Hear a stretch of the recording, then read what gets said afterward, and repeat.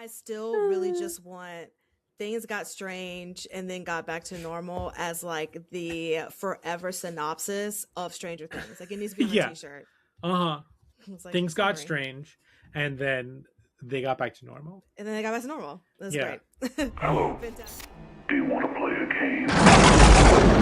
What's your favorite scary movie? Be afraid. Be very afraid. You're gonna need a bigger boat. Here's Johnny. The power of Christ compels you! The power of Christ compels you! Whatever you do, don't fall asleep. Welcome to Talking Horror with Jamie and Nikisha. Hello, I'm Jamie. Hello, and I'm Nikisha, and this is Talking Hello, I'm Mrs. Doubtfire. Hello. I love that we can match each other's energy. But welcome to the chaos that is Talking Horror, where we share our love of all things scary and talk horror through the lens of human behavior. Welcome, everyone. Welcome.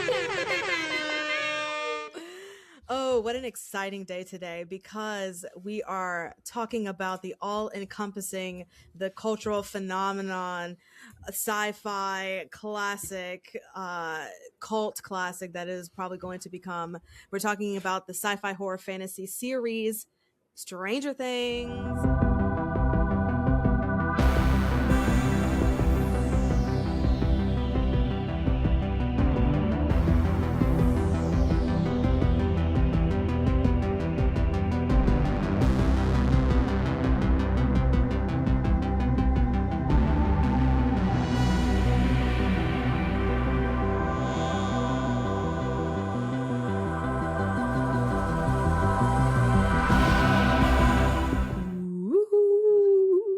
Let's all go play D&D.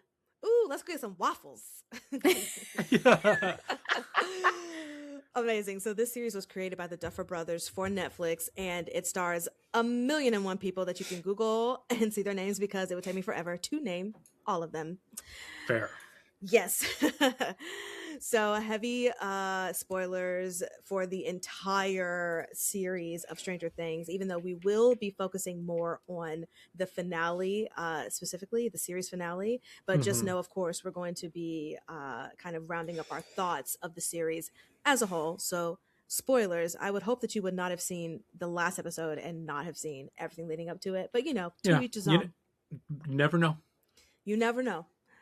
And Jamie, please hit us with those trigger warnings. I feel like there's a lot in the course of this show, but I'll highlight like child abuse as a major one, and telekinesis, like science fiction type of stuff, scary monsters and like disturbing images, like young people dying, gun use, police and military representation, the world ending. Yeah. I think that covers that's good. A lot. The trauma of coming out. Oh, good one. Yes. Yeah. Can't wait to talk about all of that. Wonderful. So if that's all for the trigger warnings, we're going to kick it over to producer Brian, who's going to give us just a couple of words. Yes. Hi, everybody. Just a few. Count my word count. Hi, YouTube. Producer Brian here. Thank you so much for joining us again. And if you're here for the first time, we really are happy that you are here. Definitely find us on social media at Talk Horror Pod. We are on Instagram. We are on TikTok. And then, of course, as I mentioned, on YouTube. And you can find us wherever you get podcasts. We would appreciate you rating and reviewing us there. Typically, I read a review at the top of this, but we just want to get right into Stranger Things because there's a lot to talk about. But we are super excited that you're here. We have some amazing stuff planned for this entire year. So you should definitely hang around, check us out as we go through the year. Do it. Some real good stuff. Do it. But thank you so much for joining us. We appreciate it immensely. Happy New Year. And if you're listening to this not around the New Year, have a great day. Yes. Oh my gosh. You know what? Time is really crazy because it absolutely Time. is a new year.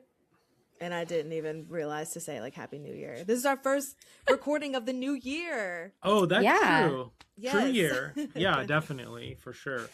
Oh my Yeah. god. And what a way to come into the new year talking about Stranger Things. And producer Brian, you're not done talking yet because you have to give us a plot summary Oh, right. of this 2-hour long series finale. Yeah, I can do that. What's the plot? Great. And Jamie is going to time you 2 minutes on the clock. Sure thing. Sure thing. I'm ready whenever you're ready. Sure thing. 1 sec. let me grab my things. Mm-hmm. All my things. All right. I'm ready. Are you I'm ready? also ready. Yes. Amazing. All right. Ready, steady, go. Okay, so Vecna's back, and Vecna's taking over the town. They find out that the Upside Down is actually a bridge in a wormhole that connects Earth with another dimension that Vecna is from. Long story short, everyone bands together and defeats Vecna, and Elle decides to give herself up, because the military will always be hunting her because she has Vecna's blood in her, essentially. So they blow up the Upside Down, and she goes with it. But at the end, it's left ambiguous to if she actually died or not. And it's very nice because they passed down kind of the D&D playing. They've kind of grown up. Not that they'll stop playing D&D, but they've kind of passed the torch on to the younger generation of kids that we meet in this movie that Vecna kind of like creates a hive mind with to kind of destroy Earth and make it his own. But Elle and the crew defeat Vecna. They save everyone except for Elle. Sort of, no one really dies. And it's and things got strange, and now they're back to normal. Stranger Things. Yes. Things You got still strange. 30 seconds. Oh, 30 God. Things got seconds. strange. Yeah. Yeah, I mean, like I could go through every beat of this thing, but like they Not saved the 30 day. seconds. No, not Yeah, 30 yeah. seconds. They saved the day. Hopper and Joyce. Lydia Dietz are gonna go to Montauk and be cops, and they get married, and everyone goes to college. Oh, and what's it called? Goes to a gay bar when he's older. Will. Will. Yeah. goes to a Oh, and gay everyone's bar. going to meet up in Philly. Oh, everyone's gonna Oh, meet that's up in Philadelphia right. to make a movie, I guess. Yes. You that did scene it. made me so cringe, but we'll talk about Yeah. that. Oh, for sure. And that's the plot. I still really just want things got strange and then got back to normal as like the forever synopsis of Stranger Things. Like it needs to be on Yeah. a t-shirt. Uh-huh. It's like, Things got summary. strange, and then they got back to normal. And then they got back to normal. That's Yeah. great. Mhm. Fantastic. Well, let's get into our I want first- to I want to see the sequel in 20 years where all these kids are like drug addicts, and like because like Oh. they can't like ever match the high of what they went through as kids. Oh Jeez. my God. Fucked up. That's really dark. Oh, but yeah, it's very sad. And yes, I can't wait to talk about it. Let's get into it with our first segment, Trick or Treat, where we let you know right off the top. And specifically, again, we're just talking about the last episode, not Mhm. necessarily the entire series. Trick, we wasn't our cup of tea, or we kind of don't know how we feel about it. We're in the middle, have some opinions. Or Treat, it was a absolute delight. Trick. Treat. So, Jamie, Trick or Treat for the final episode? More treat, but like a little All right, Brian.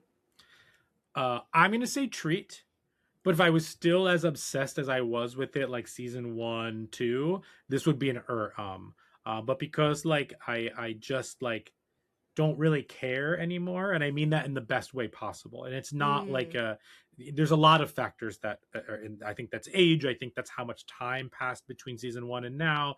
But I still had a great time on New Year's Eve watching this. Like I had a good time, and then I moved on. You know what I mean? Like so. Yeah. So that I'm gonna go treat for me. Okay, I'm gonna go I'm just like in the middle about it, but we'll talk about it because I also feel like time is definitely a factor in all of this. Totally. All right, let's get into the nitty gritty details with likes and gripes. And now our likes and gripes. All right, Jamie, would you like to go first on your likes and gripes? Sure. What did I like? What did I gripe? And I do want to throw in for everyone in the group, your relationship to the show. Like, were you watching it when it first started? Did you come in like halfway? Was it like, everyone's talking about the series wrapping up, so let me start from the beginning and watch it? Let me know. I think I started it when it started. It feels like when did this start? 2016. We just looked it up. It's 10 years old. 10 years wow. old. I feel old. Yeah, I think I did, but who knows what I did 10 years ago. But I feel like, I can't remember if I started it when it started, but I definitely have like kept up with it as it's been released. So I feel like, I'm a follower of it for the entirety that it's existed.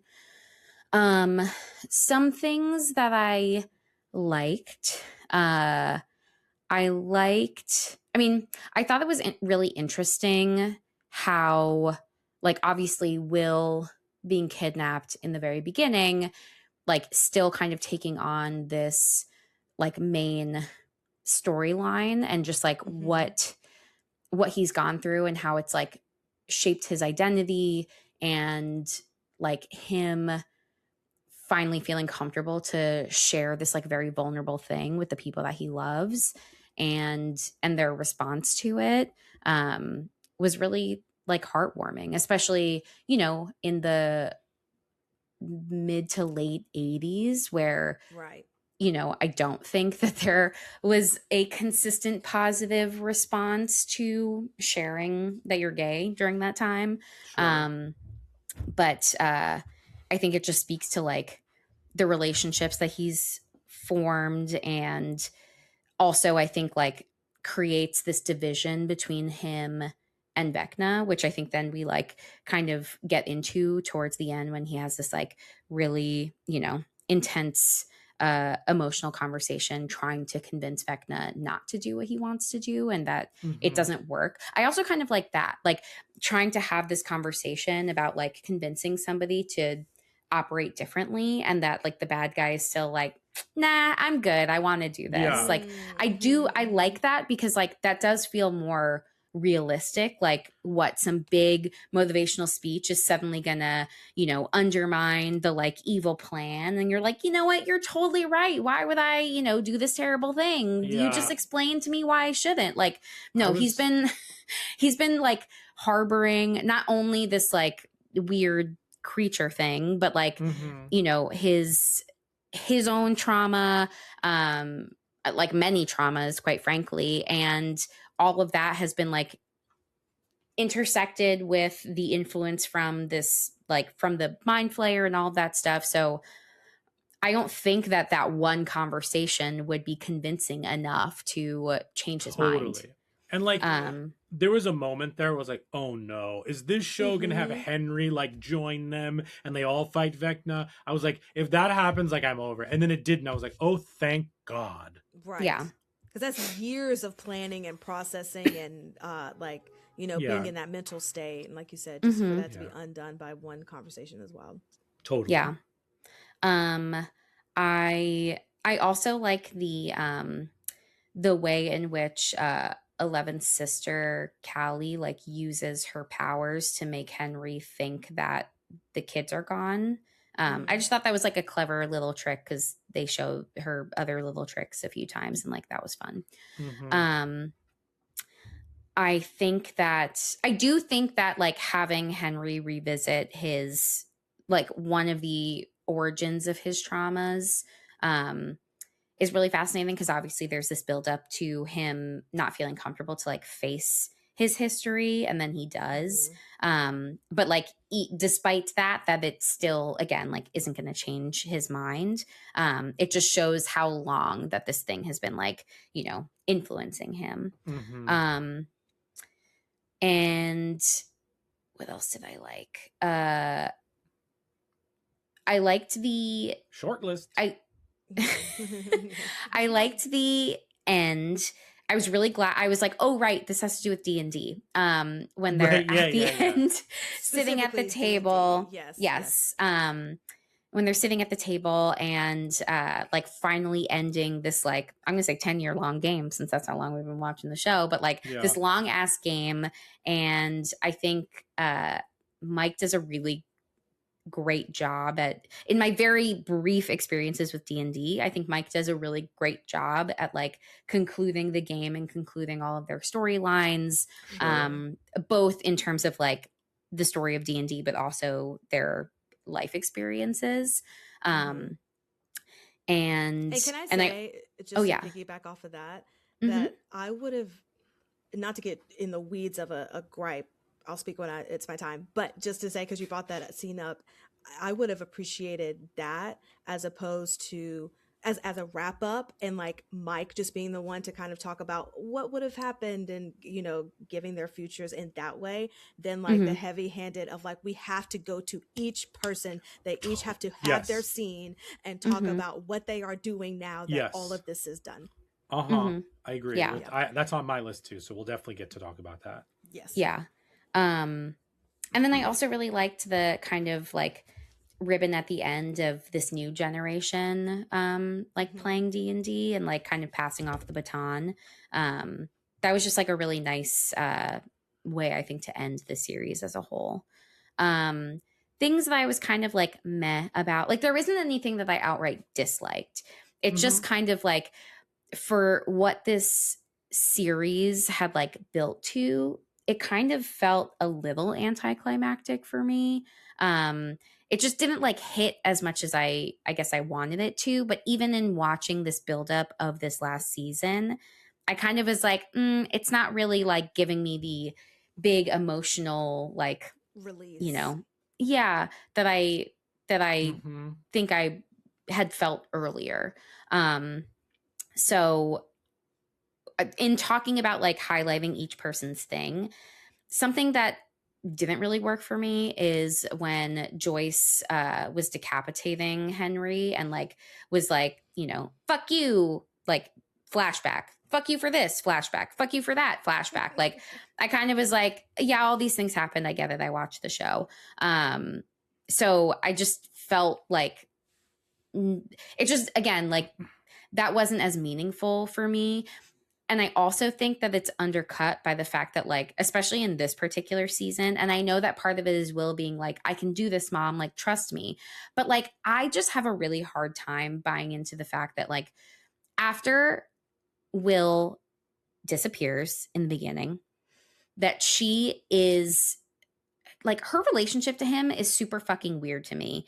And, like, the way that she, like, allows him to get into all these weird, dangerous situations is weird to me. So like for her to then be like, I'm going to cut your head off, Henry. Like, okay, like where was that energy when like your son was going to use his brain to tap into the hive mind and like do all this weird, dangerous shit? Like, I don't know. There's something about it that like feels weird and like counterintuitive. And I kind of was like, why's it got to be Joyce? I felt like maybe it would have been more powerful if it was Will, because it started with him. And I feel like that would have actually had a bit of a greater impact because of how much like Henry's influence on Will made him think that his friends would judge him and reject him for coming out. And like, you know, him feeling isolated and him like, you know, when Henry's like, oh, children's minds are weaker, blah, blah, blah. Like, I just feel like Will ending it with Henry would feel even more satisfying, even more than like a showdown between Eleven and Henry. So like all like, again, like those kinds of things just didn't really do as much, especially when he just like lands on that like On that pike or whatever. yeah. Mhm. I was like, oh, that's the end. Okay. Yeah. There's nothing else. Okay. There's Yeah. I what got in the way of this, and we can talk about it more. What got in the way of this is one, it had big series finale energy from Yes. everybody. The acting, the young actors were like, well, this is the finale. I gotta act more. Or like the writers are like, we gotta put more emotion into this. And it kind of undercut itself because it was just like everywhere all the time. Mhm. But specifically about what Jamie said is like what also got in the way is star power. Winona Ryder got to do that because she's Winona Ryder and she didn't get a lot to do this season. That's why. But wouldn't it have been, I agree with Jamie, like, wouldn't it be cool if each kid got a whack at Vecna's head? That's what I thought was going to happen. And then the flashback would be for their specific trauma instead of just like Joyce cuts the head, then we show Nancy, and then we show Barb. It's just like one too many cuts. Does that make sense? Like, well, the whole final felt like a clip show, as opposed to like let's get to the nitty gritty. And that was one of my biggest gripes, because yay for bringing it back full circle. And I understand because so much time has passed, you might have to implement those little nuggets so that people can remember if they don't want to do a full watch. Fine. But after a while, it felt like more than not, this was just a clip show of let me remind you what happened. And then the rest of it was like, and here is how the end happens. Because I also think that this show is not nearly as charming when they're grown tweens and not little kids acting. And so I think the show was trying to remind you, like, remember you loved when Will was a little baby and when Mike was a little baby and when Elle was a little baby. 11 had like, you know, work done to her face. Yeah. Screaming. I keep seeing all these videos where it's like 11 like using her powers in season 5 and it's like yeah. Oh, no. I also saw a good meme when Will comes out, 11 turning to somebody like, what does gay mean? Like, like all of a sudden 11 is like this like very acclimated like person or so funny. Yeah. But all I was thinking in the scenes with 11 was very much the like iPhone face thing that we've talked about several times of like, you know, again, when they're kids, it's like they just look like kids. And now that they're older, it's like, oh, like this show has gone on and like, you know, they become more famous and wanting to also like in a lot of ways separate themselves, as many young actors kind of go through these like transitions and like metamorphoses to like separate themselves from it. But I feel like it's hard when you're still actively in the show and like that you're still coming from this perspective, and not saying that like, you know, anybody can't do what they want with their bodies and their faces and like whatever. Totally. But I, you know, just in observing it and watching it and consuming it, I was like, oh yeah, that does feel a little bit weirder compared to like past seasons, I guess. But because you could feel the cultural influence on this show in the season 5, and not just because it's the finale, but it's things like that. It's like it almost felt like I know they didn't, but it felt like they dragged a lot of these people back just to finish it, even though they've all moved on to Marvel, to whatever, to being a 21-year-old mother and like getting face fillers and like, you know, all whatever else you're doing. And it felt like, quick guys, just come back for the reunion quickly. Yeah. And it had that vibe to it a lot, to be quite honest. Okay. Yeah. Because also like, I think that the finale I feel like this last season introduced a lot of concepts and ideas and plot lines that then with a shorter season and the way that they presented it all had to be like very neatly tied up because this storyline is ending. And so like, again, they do the thing where it's like, okay, everyone's graduating. That's fine. But I don't need to like see every individual person's like, she's a reporter and like he's making a film and she's in college, but she's coming back to the radio station and he's a coach and like, and then Hopper and Joyce are getting married. Like that thing in particular, I was like, God, I don't fucking care. Like their relationship, I could care less about. Like I don't care. I mean, I didn't care about anyone other than the D&D playing kids. Like I didn't care about Yeah. any of the roof stuff. Like No. and somehow Maya Hawke has become my favorite character on the show when like she's the, you know, like I never liked Nancy and Joe in Jonathan, but that's besides the point. Like yeah, totally. I was just like Listen. that's why the D&D stuff was very powerful at the end, because those are the things I cared about. I also saw a Yeah. funny meme where you have them putting the like their D&D books away, and then you have Matthew McConaughey behind the shelf being like Murph. Oh. That's funny. Yeah. Oh That is- man. That's and honestly, the best relationship, if we're like talking about pairs, to me in this whole series was Dustin and Steve. That was the only relationship that I cared about. Yeah, but I'll let Jamie go on this one. Oh Yep, no. yep. I think that like it felt, you know, like I think I mentioned this before, but feeling like the movie or the show or like the writers are doing things to create a reaction out of you intentionally, as opposed to like Absolutely. allowing it organically to happen.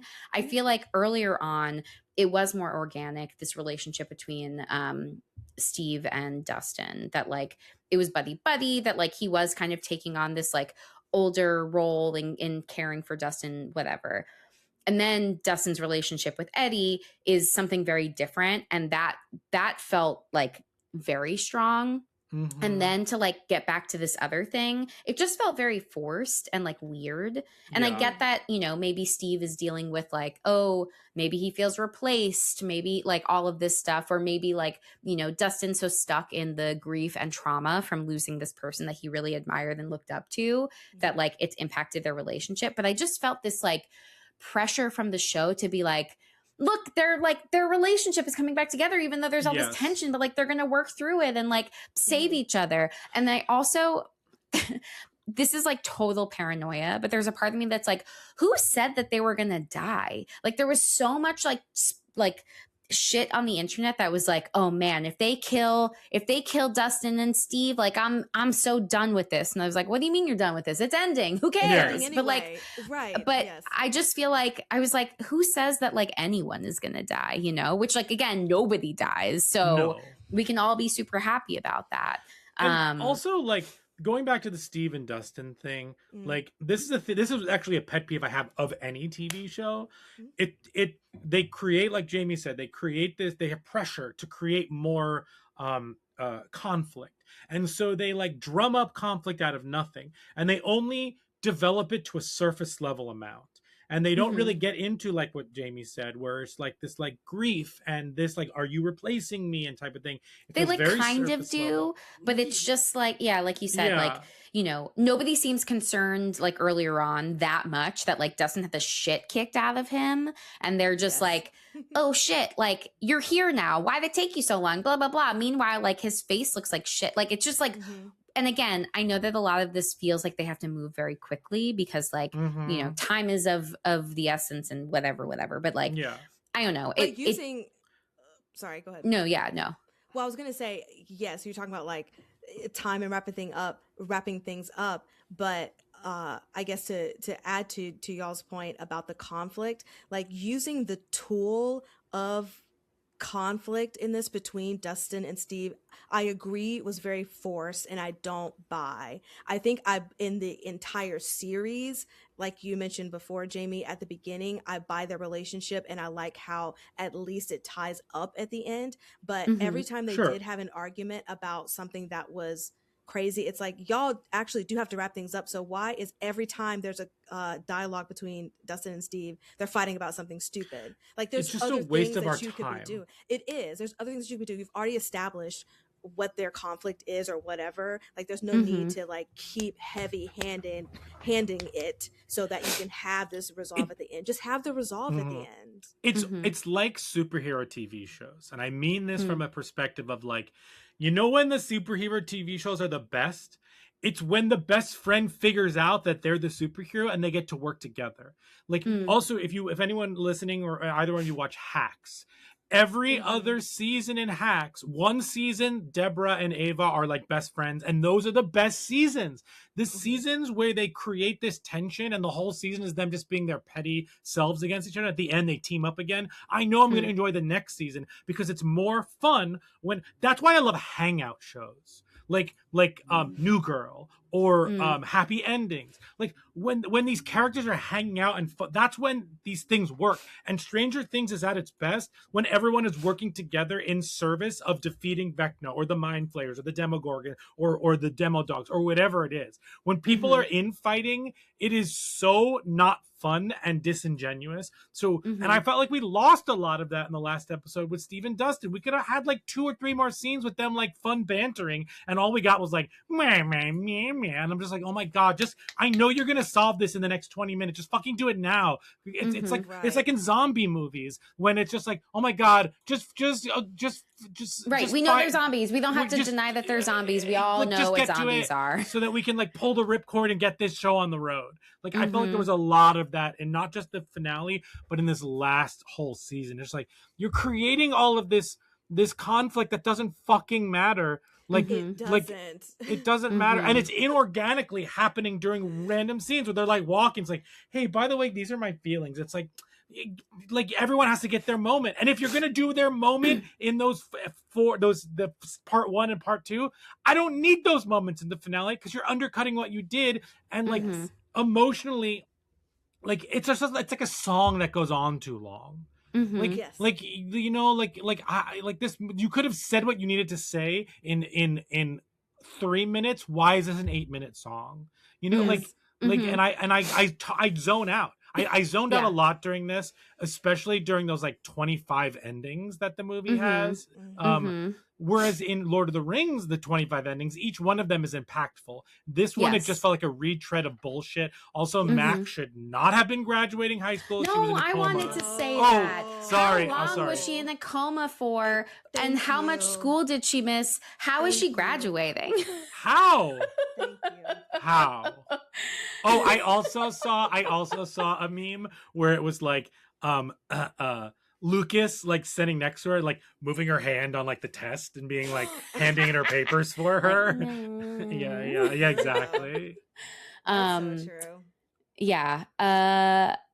Because I was gonna say like that's my last like silly little gripe, but yeah, I feel like the older kids, if you will, I was not particularly caring about their like reuniting.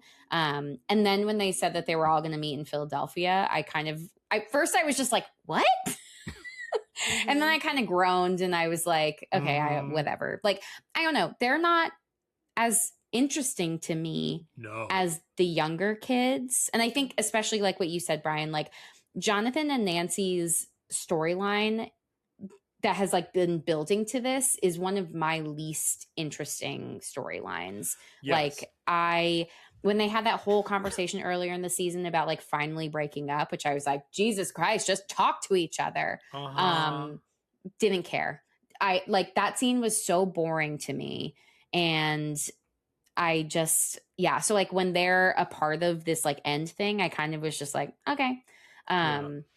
And again, I know that I feel like I'm complaining a lot, but I didn't like hate this. It's just like, these are all these little things that I kind of feel like, okay, I understand that like the point of this was to wrap up this entire series, but I just think that there were so many more impactful things that happened in previous seasons that this kind of felt a little bit lackluster, but also I think just the weight of this series ending still like got me in a lot of ways, but I think that's those are all my thoughts. Yeah, it was safe and bloated.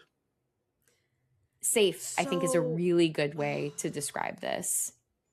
I agree. Safe. Well, both terms, safe and bloated. Agree 1,000%.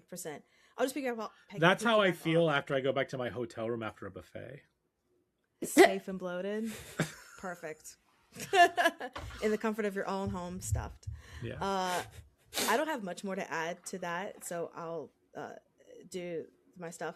But I think this was way too long. And when we talk a lot about just talk to each other, but it's also still in the vein of it has to be efficient talking. It can't be talking for talking's sake. There was a lot of that. And it was a lot of that. Yeah. And I just found myself like zoning out because it's like this conversation is going nowhere. And it's also a conversation that, like Jamie said, could have been 2 minutes instead of 10 minutes. And Mhm. there was also a meme that I saw, God, so many memes of like, these are, or a video, this is all the stuff that I did while Max and Holly were talking. Oh, It's like, God. Oh watering the no. plants. Okay, I can't. there Mowing the is. lawn.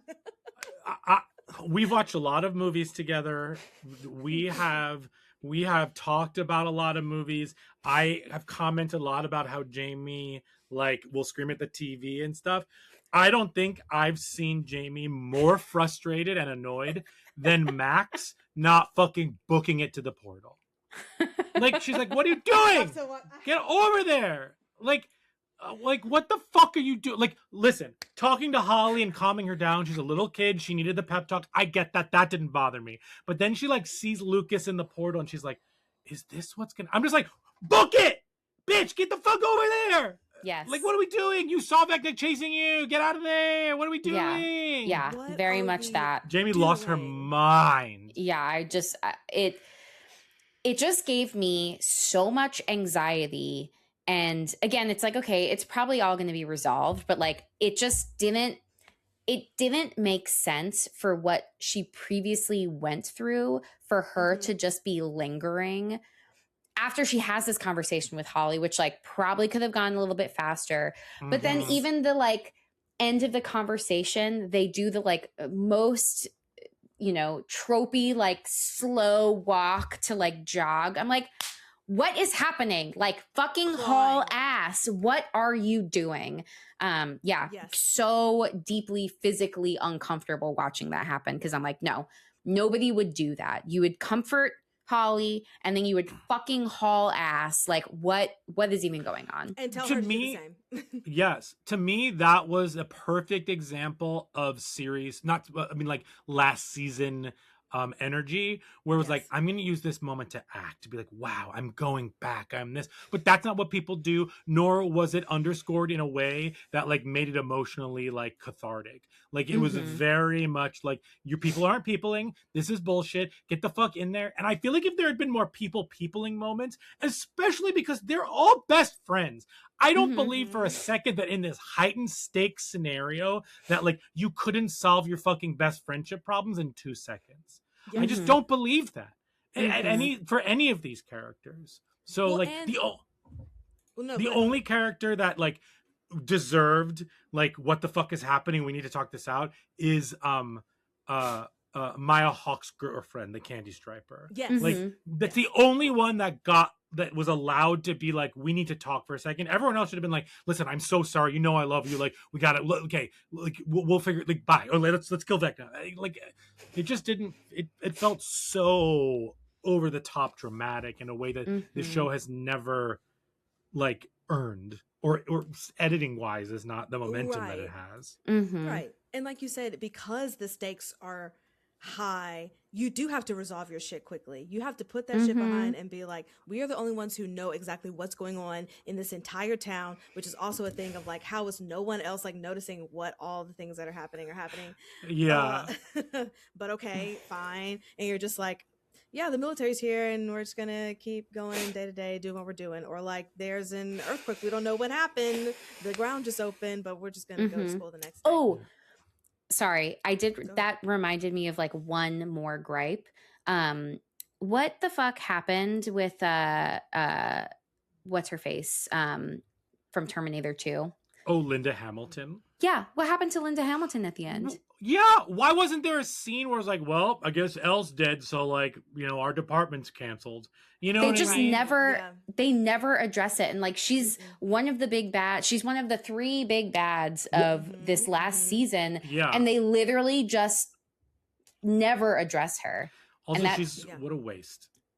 Yeah, they didn't really use her well at all. No, and that wig was awful. I also don't think that she was.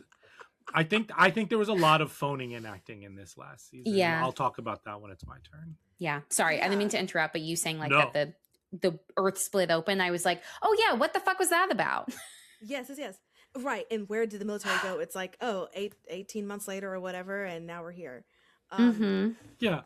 Yeah.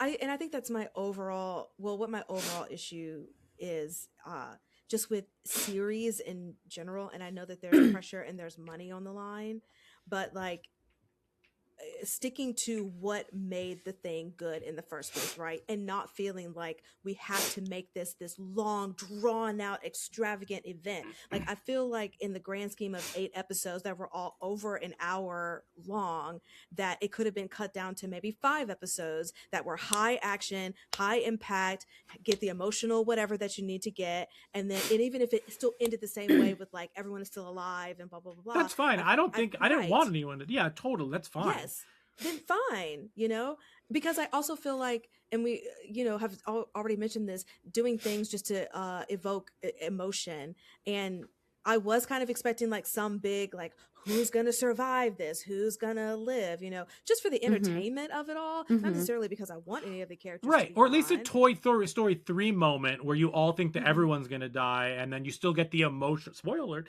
You also Yes. get the.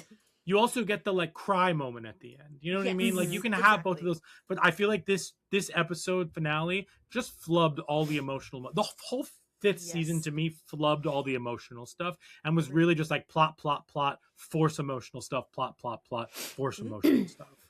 Yeah, I agree. And the Lip word filler. that you used again, lip filler, the word that you used before, safe, that encompasses all of what's happening here. And I just would love to get back to fuck capitalism and like art for art's sake, and actually like what made the thing good, keep that, and not be like, oh, this was great, so how can we stretch this to the full capacity so that we can wring every penny dry of this, even if it's to the detriment of the story and the characters and the arcs that we have built within the world. And so that's why this whole last season, there were maybe a handful of interesting parts to me, just to kind of round out the story as a whole. But overall, it was just suffocated by all of these long drawn out conversations and all the things that we've already said about it. They took no risks, and I'm not even looking for crazy risks. I'm just looking for any type of risk. One of the only risks they took was bringing back Callie, because no one liked her in that season. You know what I mean? Right. Like no one liked that like, season. Yeah, or that episode at least. Yeah. And even then I was just like, the time between, I'm like, wait, what happened again? Because I don't really want to watch all 4 seasons before I get back into this again. So then it was like, wait, what did you do? What happened? Okay, fine. They brought you back. Why? Fine. Yeah. But yeah. So, also, speaking of capitalism, Jamie and I went to the Netflix house at the King of Prussia Mall. And like, it's literally, it's like a bar, restaurant, gift shop, and some like mini golf, and then some experiences, like an escape room. There was a one-piece escape room and stuff, and there's the couch, the Stranger Things couch, and you can take pictures in front of it, the lights and stuff like that. Yes, nice. But it was just like, I was kind of like, even when we go into Hot Topic or any of these places, I kind of just roll my eyes specifically at the Stranger Things stuff, because I'm just like I understand that you sell and it just becomes such a phenomenon that you're going to sell stuff, you're going to buy Funkos, you're going to buy all that stuff, but also like it's just a good example of like kind of losing the thread of storytelling in some ways. Yes. And I don't necessarily think the Duffer brothers lost the thread. I feel like it was the first experience of them kind of like show running and getting this big thing, having a lot of pressure, making, you know what I mean? So like, I hope that they learn from this, and like, well, the next things they do or whatnot can be tighter, at least in the end. That's And it just also to talk about the franchise of it all. When I went to Six Flags, their Halloween nights, and they had a Stranger Things like haunted house, that was like the worst one. And you know, and it was like, what are we doing? Why are we doing this? And there was the longest line for people to go in, and it like looked like, you know, Party City Spirit Halloween in there. It's like, I could have saved my money for this. Last thing I'll say about just a gripe, and what I feel like made it longer than it needed to be, was the fact that each episode, it felt like they were trying to solve one problem and created like 3 in the mix. So then you got to like tie up all those ends, but then you're trying to do that, and then something else happens, and it's, you know, like a reverse March Madness like thing. And it's just like too much going on. And so Yeah. then having to take the time to wrap up all of that stuff when it's like, we already know why we're here. It's like to kill Vecna. Did I need the upside down to be a dimension bridge? Mhm. No, I don't think that that was necessary. Let's just get into the root of what's going on and, Mhm. you know, wrap it up in that way. But Sure. that's it. Brian. I thought the bridge was cool, but It's a cool concept, but was it Yeah. needed? No. no, a lot of things were needed. No, you're right. Yeah. I kind of said my piece already. The thing is, like Jamie, I enjoyed it.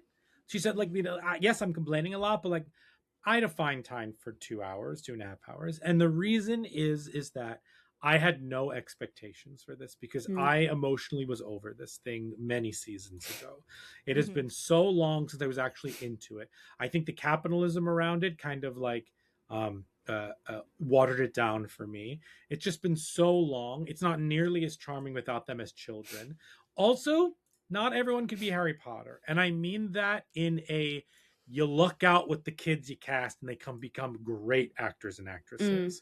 Yeah. This one, without I'm not saying anybody's name because I'm not here to hurt feelings, but like some kids could not act and other kids can act. And Mhm. that's just the role of the D&D dice. That's the D20 roll that you get. You know what I mean? Like And you give Mhm. more grace when they're children in the acting. You than do. when they're Absolutely. And I just think that a lot of these kids just couldn't hold their own in sequences and scenes. Mhm. And it just like really was hard to watch, especially during some of the emotional stuff. And they just seemed phoned in, not invested. A lot of the adults seemed a lot of phoned in. Oh, huge shout out to Mrs. Wheeler Carabuono, who did not Mhm. disappoint. Mhm. 6 scars, bro. She was wonderful. So you have a lot of that go, you know, there. Linda Hamilton felt like she was phoning it in. Her character was a nothing sauce. Her wig was terrible. So many wigs were terrible in this.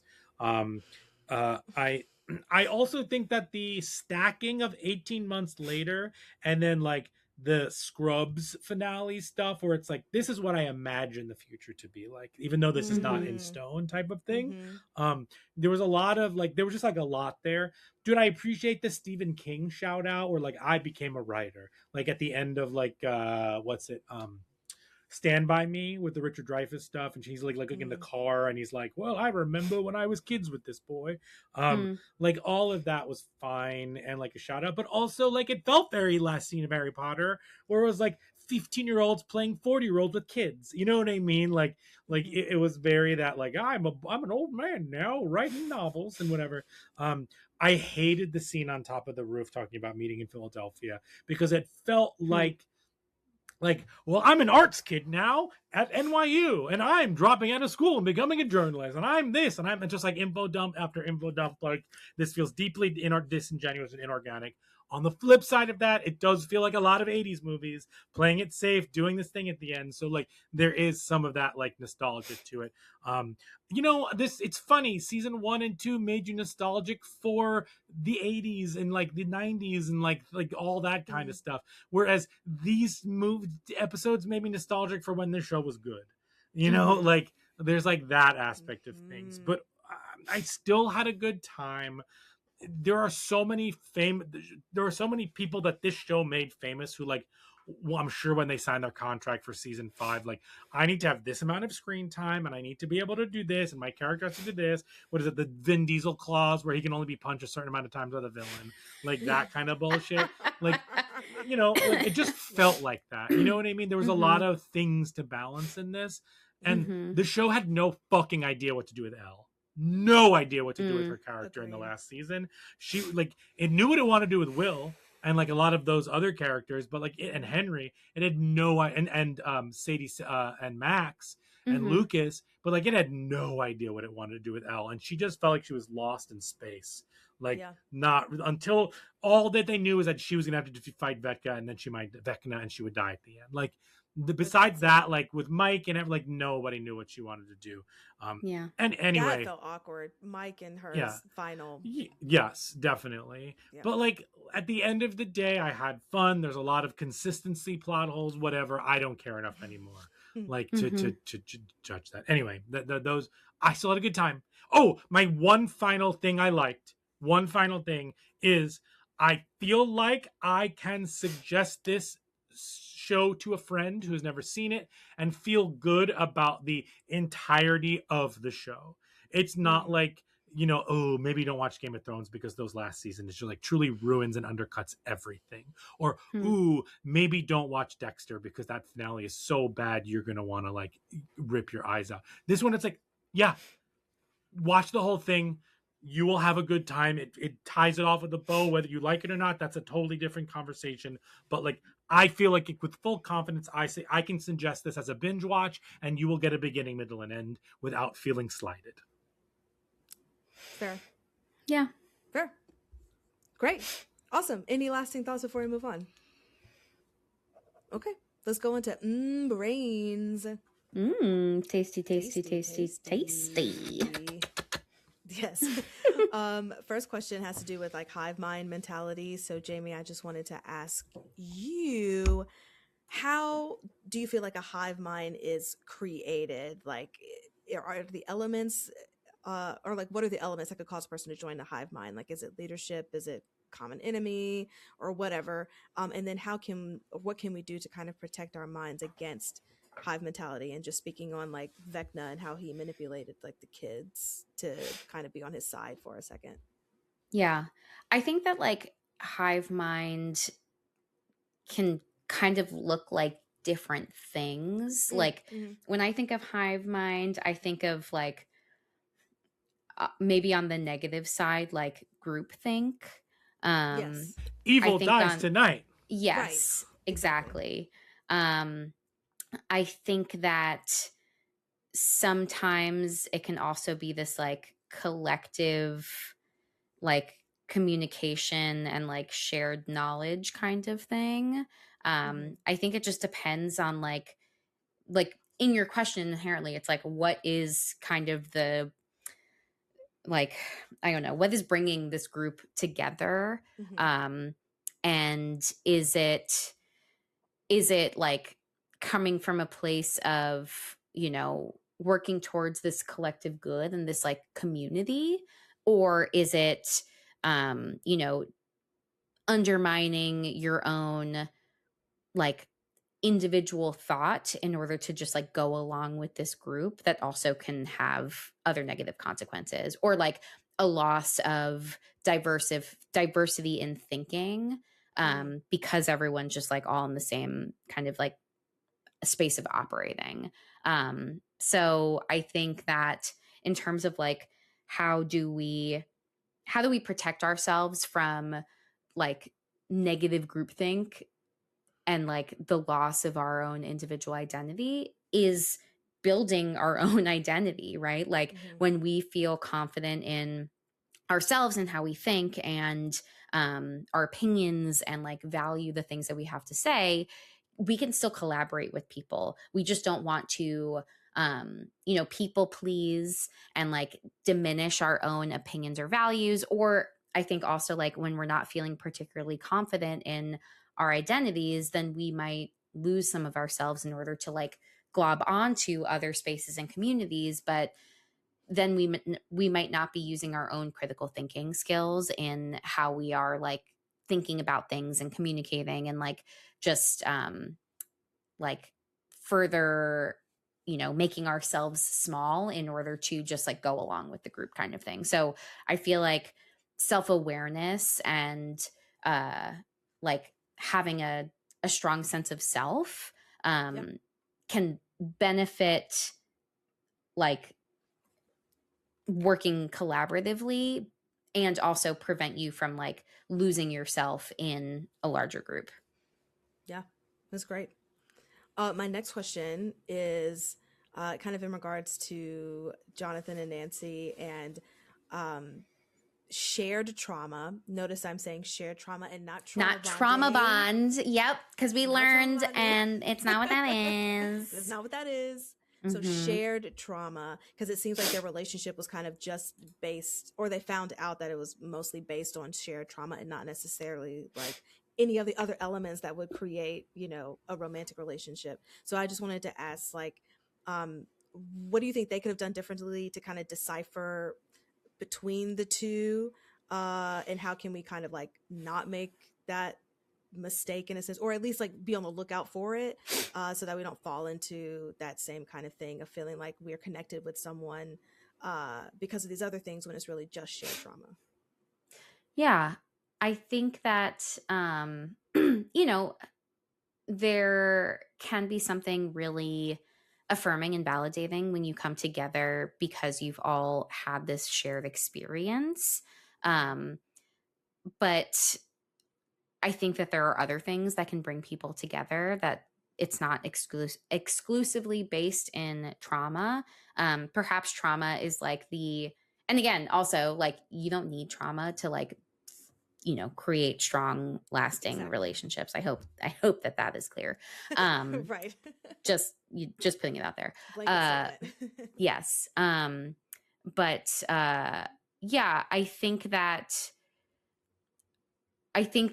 could potentially be something that like, oh, we've both gone through this really challenging experience together, and in that, do we then, forge a bond based on other things too?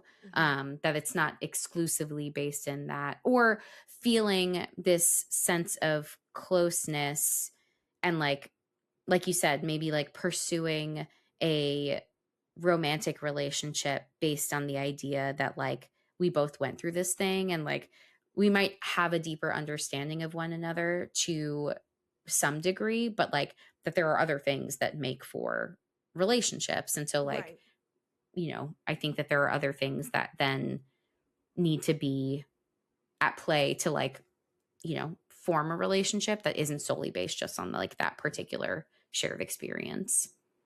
Yeah. Amazing. And last question.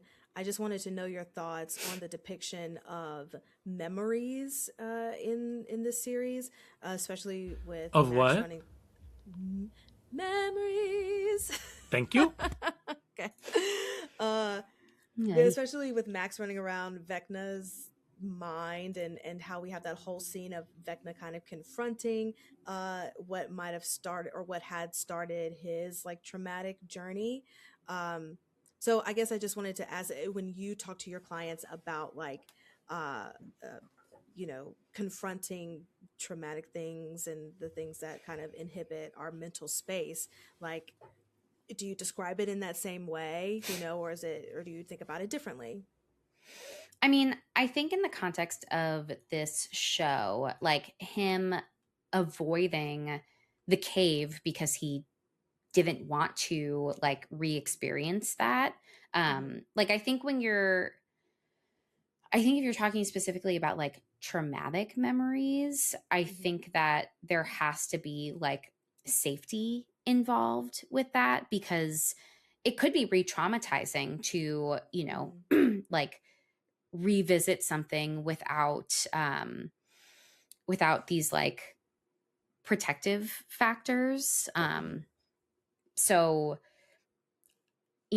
while Henry did confront this part of his past, I don't think he was doing it willingly. I think he was doing it because like he had this goal of, wanting to destroy the world or whatever. He had this Mm-hmm. goal that was so important to him that like he didn't necessarily care about the possibility of like re-traumatizing himself and like facing something that was like really hard and awful. Yeah. But like, I don't think that that's a strategy that works for everyone. I think that like, again, we need to be really like thoughtful and mindful in how we address our past trauma, even if it's in an effort to like, figure out how to move forward. Like there's so many different strategies to work through trauma. And I would say most of them aren't just like, all right, like let's talk about the most awful things that have ever happened to you. Like first you have to build a trusting relationship with somebody. If you're doing this in therapy, like you have to build a trusting relationship in therapy with your Mm-hmm. therapist, because like, again, you're going to be talking about these very vulnerable things. And like, if you don't trust the person that you're talking to with this information you're sharing, like it's going to feel bad. Like that feels unsafe. And then that can feel re-traumatizing. also, like, depending on when the trauma happened, like, memories are weird, and it might not be in sequential order. It might not be like all of the pieces. Like, there's so many other things that, like, you know, might make processing that information more challenging. So I think also, like, being kind and flexible with yourself as you're navigating this. But again, I think all of the treatment modalities that deal with addressing trauma are also focused on, like, how do you make sure that you're doing this in the safest way possible? Yeah. Great. Well, that's all that I have for that. Should we rotten tomatin this? Let's do it. Rotten to molten. It's the Rotten Tomatoes game. What do you think this has on Rotten Tomatoes? Just the finale. Just the finale. That's the finale. I'm gonna say 64. I'll say blah, blah, blah, blah. I'll say 69. Nice. Nice. All right. Let's see. Actually, this is for season 5. I lied. What do you think, season 5? Does that change it? No. 72. 83%. Okay. With a 54 popcorn meter. Mm-hmm. The critics say Stranger Things plays its cards just right in season 5, solidifying its pop culture classic status with genuinely captivating genre fare.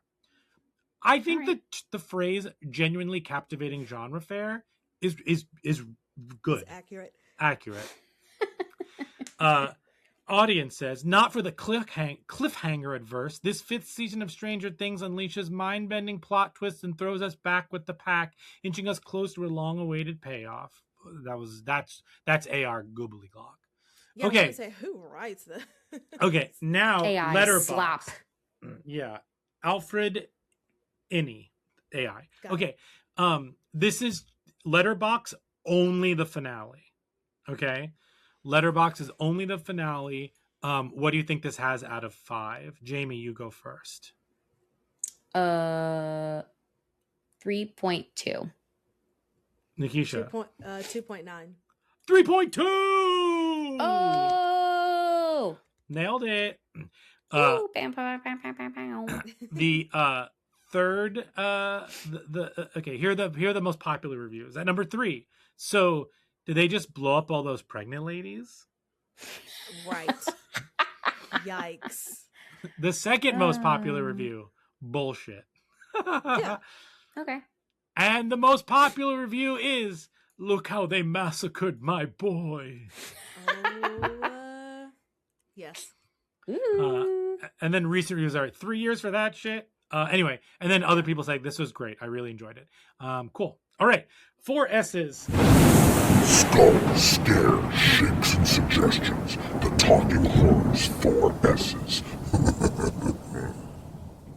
Let's go around the horn. Skull, scare, shakes, and suggestions. Mental health, human behavior, rated 1 through 10. Scares is how scary was it, and then shakes. We'll just do the finale. We're not going to rate all of Stranger Things. Right. Jamie, why don't you start? For Skulls, I gave it a 5 just because, I don't know. I was really mixed about, I think, like you said, like just the overacting that didn't necessarily feel super grounded in reality. Mm-hmm. For Scares, I gave it a 1, you know, the mind flayers, ooh, scary. And yeah, like revisiting your trauma is scary. But Bingo. yeah, that was like only a very brief moment in an otherwise not particularly scary finale. And then for Shakes for the season, I gave it a 5. It was just kind of like, okay. Okay. Mm-hmm. Nikisha? Yeah, mine was similar. I gave a 4 for Skulls, People Not Peopling, 1 for Scares, and a 4 for Shakes. Cool. I did a 5 for Skulls, a 1 for Scares. I did a 6 for Shakes, and that 1 extra point is because I enjoyed it. Like, I had a good time still watching it. Mm-hmm. All right. Suggestions. I didn't write anything down because I kind of was just like all of the like historical references from this time period. Like, you can watch any of those. Yeah. That's very true. But if you still want more kids trying to fight evil and you haven't watched It Welcome to Derry, do it. And if you want kids trying to fight evil, make sure you watch The Monster Squad. Actually, yes. That's appropriate. Thank you. Very Thank you. appropriate. The one time. Oh, that I have one more gets it. positive thing. Yes. The special effects in the finale were excellent. They clearly put their budget into it. And we had friends who saw it on the big screen and said it looked really good on the big screen. It definitely felt like it was absolutely shot for the big screen. And Yeah. not like watching it on my little laptop. Yeah. Great. Well, that wraps up our episode of the series finale of Stranger Things. You can follow us on the socials, Instagram, TikTok at Talk Horror Pod. And producer Brian, where can they listen to us? You can listen to us wherever you get podcasts. So that's YouTube. Hi, YouTube. That's Spotify and Apple Podcasts. Rate and review us there. 5 stars, please. And thank you. Thank you. Oh, wait. I forgot to mention that I did enjoy that whole Prince album ending. Oh, yeah. Oh, yeah. The needle drops were good. They were. Yeah. Yeah. Yeah, It for was good. Can we sure. play a little Prince? As No. per my request? Probably not.